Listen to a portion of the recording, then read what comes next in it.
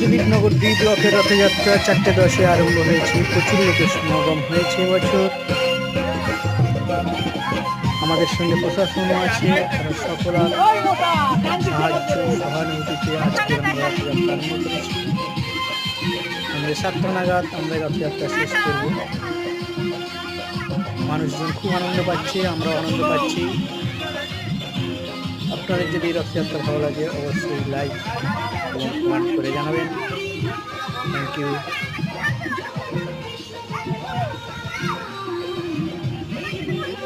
D ব্লকের রথ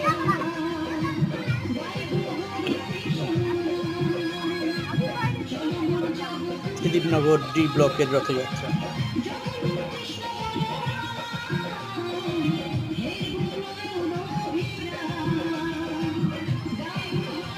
light কম আছে এখন।